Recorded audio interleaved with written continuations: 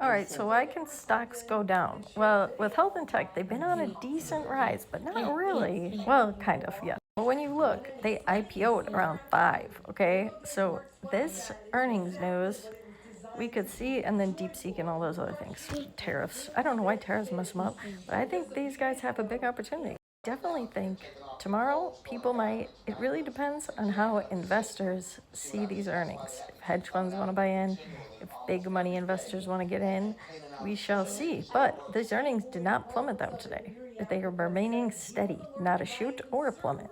So that tells me we could see movement tomorrow going up. I'm not sure though. I took the earnings to be nice. They have partners, revenue stream. I think it's nice. Now another one.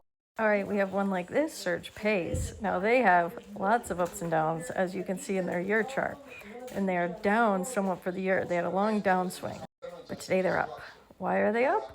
So why do some stocks just randomly shoot up? Well, they get news put out about them. This news for Surge Pays, they're going to have new phone in a box, prepaid service, and ClearPoint sale credit marketing platform. All right, now I find this to be interesting. What catches my eye, okay, is that anyone can get these. A preloaded SIM card and includes a first month of prepaid service, including 12 gigabytes of domestic data and unlimited voice and text within the United States, Canada, and Mexico. They can activate new phones with a simple 6-question process and be connected within minutes. No credit checks, contracts, or hassle. Now, something that I see on the news all the time, the idiot news that my mom watches, is these buy now, pay later things. And I think that people might actually start to get themselves into some trouble with these buy now, pay laters. And you could say that phone plans like this, and it runs on AT&T. So that's basically the same as having AT&T when you say, I don't know. I think that Surge could do something. Now, like I said, they could continue it down, or this could really be the news that maybe brings them somewhere. But it really all depends on how people take the news that companies have. Because you also got my sweet baby knock, and my sweet baby knock is getting beat to fucking shit. They were rising, and now the news was the EPA just didn't do their unveto. So then NOC was like, we want a judgment. So now there's going to be a summary judgment from a judge, and that judge was a Ronald Reagan appointed judge. Will he say that this Pebblebrook project can move forward? You're really in a lot of stocks just betting on that. If the Judge Bruising, or whatever his name, if he's like, you know what, just do the project, and you have the governor of Alaska on board, this is going to be the Pebblebrook project in Alaska. So the reason some stocks drop is their projects, they're speculative. With NOC, we're waiting on the project. It's got the world's most copper. I just don't see a world where the Trump administration does not approve the goddamn Pebblebrook project. And you got Ondas, okay? And they have ups and downs. This is going to be their year chart. They were just on a huge high. Well, everything was going high. We had a bull market before the DeepSeek incidents and the tariff incidents. So that's another reason you might see charts that look like this.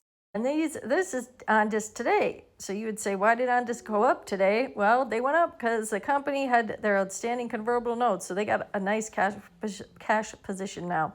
People like that, but then people didn't like it so much, and then they sold off. A lot of people, there's also these things, shorters. So shorters come in, they mess all this shit up. And when you got shorters on a stock, I don't know if Ondas has shorters, they probably do. Or people just sell off because they know people get the idea.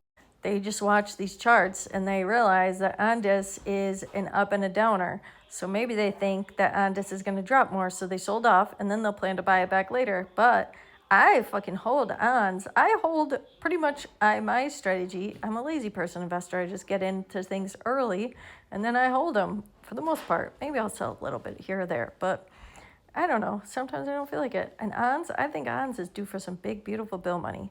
So I'm not going to be selling my ONS, not going to be selling my BBI, Rocket Labs, these defense stocks, drone stocks. Some of the AI stocks could be bubbly. Could be a bubbly. RGTI, quantum stocks. I think quantum stocks are bubbly. I buy and sell quantum stocks. I don't hold them like I think they can do, even though they can do things. So I wait. But Ondas, we'll see what happens with them. I think at least $3 by September. Oh, and then you got the SERV. That's another thing. News shoots stocks. And then when news dies down, everybody forgets about it. So a lot of times, one like SERV, when you had their Palantir partnership, then you had Palantir actually invested in them, which is something unusual. Palantir, I'm pretty sure Surf Air Mobility was the first investment that Palantir did. Like how Nvidia invests in companies. Palantir invested in Surf and it shot, okay? And now people are forgetting about it, right? Things blow over. So now Surf is on a downswing, but I think there's a reason that Alex Karp and Peter Thiel invested in Surf Air Mobility. They just didn't invest in it and then be like, oh, we don't care if we make our money back. No, those motherfuckers want to make their money back. So as Surf goes down, could be times to be buying. I don't know. It depends if people want to be in this one.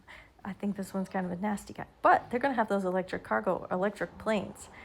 The Casno, whatever the heck their planes are. They're not, and they're going to make the hubs, the transportation hubs.